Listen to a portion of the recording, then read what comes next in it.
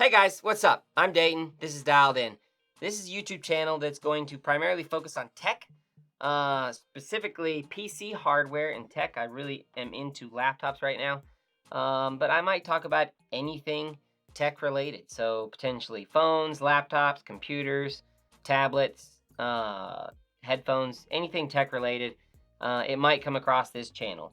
But the primary focus of the channel, I would like it to be about PC laptops and also deal videos. So potentially when I see good deals on PC hardware or any kind of tech, I might potentially post a video here on Dialed In, letting you guys know that it's available. And if you like that kind of stuff, consider subscribing. Also, don't forget to hit the like button on this video and also hit the bell for the notifications. Otherwise, you might not get notification. The laptop is a Cyberpower Tracer III EVO 15100. Did I get that right? That is ridiculously long. Someone at Cyberpower needs to work on their naming because that's too long.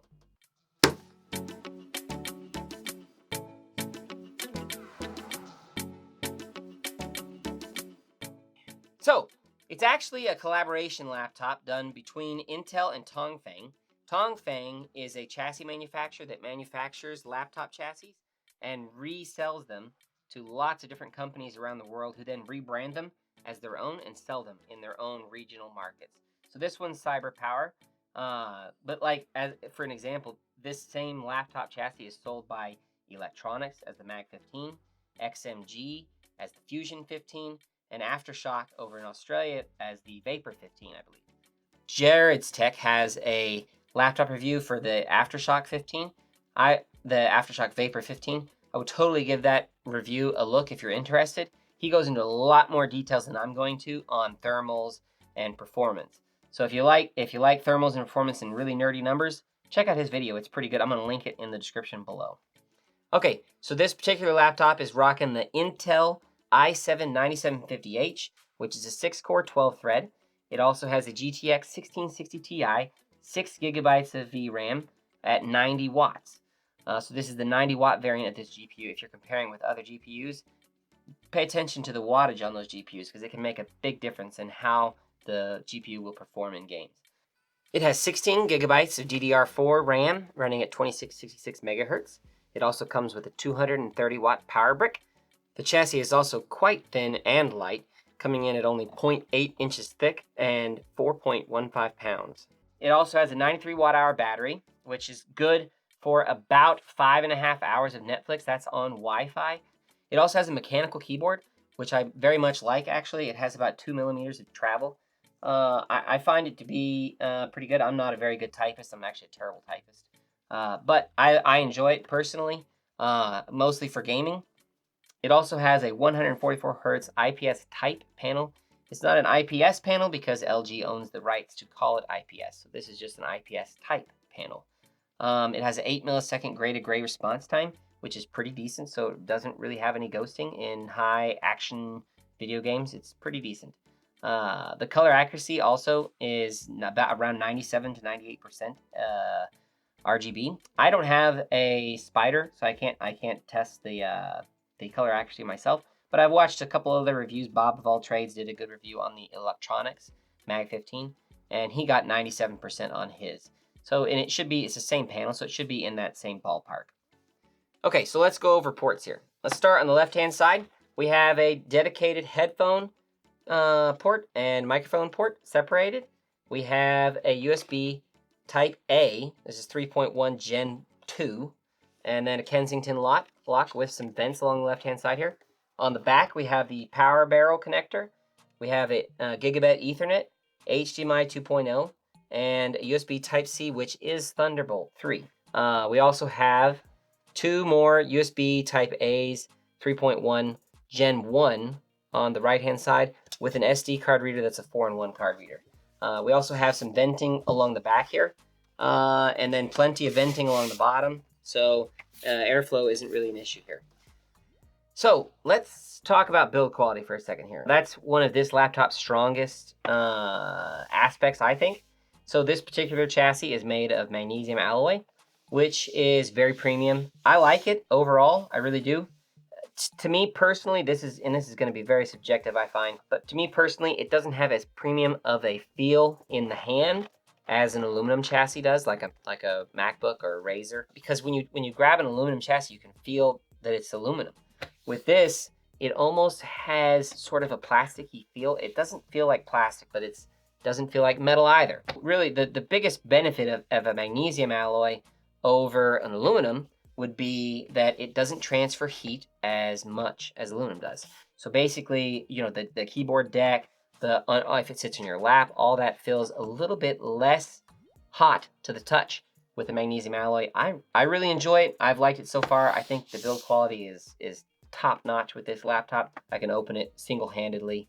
Okay, so let's talk performance for just a second here. So for CPU performance, let's look at Cinebench. Cinebench gave us a score of 2806 on pass 1 and 2672 on pass 10. The single core performance was 439. So pretty decent score all in all, exactly what I would expect from a 9750H. Moving on to 3D Mark, we have pretty decent turnout for Time Spy. Total score of 5728. That breaks down into a graphics score of 5630 and a CPU score of 6355. All in all, again, pretty decent performance, especially for how thin and light this is. So moving on to another benchmark I like to use a lot, the Unigen Valley Benchmark 1.0. This one gave us a total score of 3219. So moving on to a real game benchmark, I chose Rainbow Six Siege. We got a total of 208 frames per second, which I think is pretty decent. We basically had all the quality settings to ultra. Here is a screenshot of all the settings used for this particular test, so you can replicate it on your own system, see how it compares. Okay, so overall performance-wise, I think it's pretty decent, especially when you consider how thin this chassis is, with it only being about 3/4 of an inch thick, and also with how light it is. So it's just over 4 pounds.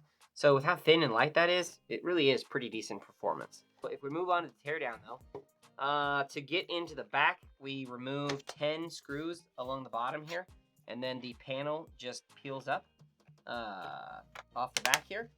So pretty easy access if you want to upgrade anything. For user upgradable parts, we have the Wi-Fi that's upgradable, the RAM that's upgradable, 2 sticks. We also have 2 M.2 slots for storage. We also have the 94 watt-hour battery, as well as the 2 down-firing speakers. So overall, access is pretty decent. I like the heatsink here for the SSDs. The magnesium alloy for the bottom here. It's pretty thin, but that's what you get if you want a super light gaming laptop. Now let's talk price now. So I paid $899 for this before tax, which I think is maybe one of the best aspects of this particular laptop from Cyberpower. I have seen it drop as low as $799 at Cyberpower for this configuration here, the 8 gigs of RAM with the 1660 Ti. To me, that is a steal. This same laptop at Electronics is going for $1399. So overall, though, when you factor in some of the freebies, I also got a couple free games and a $50 gift card. So by the time I put the RAM in it, the extra stick of RAM, and everything, tax included, I have about $940 in this. So to me, I think that's pretty decent value when you consider the specs and the build quality. Really, the build quality. I mean, I could find something that will perform this well for that price, but not with this kind of build quality. So overall, I think that's one of the strongest arguments for this particular laptop. So Cyberpower, there's no easy way to put this, okay? They don't have the best customer support. A lot of people have issues with them, and a lot of people have issues with all different companies. I've had issues with Dell that are bad, and Dell is one of the best for customer support. So anyways, I don't want to write them off just because some people have bad experience. However, I personally had a bad experience ordering this laptop. So when I ordered this, I ended up ordering 2, one for me and one for my brother. I got both of them in a couple weeks, which was normal. There's no complaints there. But my particular laptop had an issue with the keyboard where the keyboard wasn't working properly, so I sent it in to get it fixed. And I kept calling and asking when it was going to be sent back. They had no idea when it was going to be sent back. They kept telling me there's no estimate. We have no estimate when it'll be back to you. Well, long story short, it's like a month and a half, 2 months later.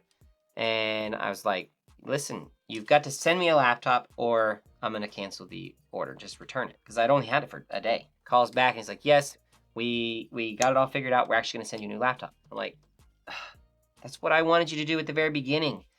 But they made me wait for a month and a half. Their customer support is pretty terrible. As another example, when I got the laptop, the sound didn't work. All the drivers were outdated. None of the software had been updated. So I had to go around and find all that. And Cyberpower does not offer any of that stuff on their website. So like the BIOS update, not available from Cyberpower. In fact, I talked to Cyberpower about it and they're like, oh, we don't have a BIOS update for that. So in order to get an updated BIOS for it, I had to go straight to Intel and get it, which worked fine. There was no problems with that, but it's just like, come on. So the sound was messed up. The BIOS was messed up. Nothing worked right. So basically, I started over from scratch. I ended up the control center software for this didn't work right either. So I uninstalled all the control software, updated all the drivers, got all the BIOS updates and driver updates from Intel, which I'll link in the description below. I actually ended up installing the control center software from Electronics website.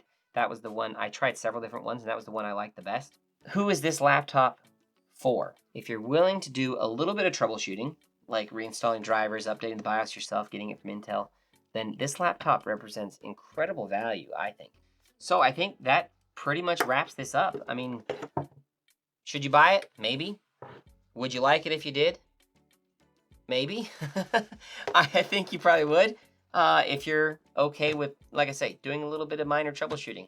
Just make sure you hit subscribe, hit like, hit the bell, leave a comment down below. Hey, also, if you haven't left yet, if you made it this far, let me know down below what kind of laptop you're gaming on right now, and we'll talk about it. Any questions you have about this laptop, also hit me up in the comments down below. Don't forget to like and subscribe and hit the bell. Like seriously, right now. So, did you do it? I'll catch you next time.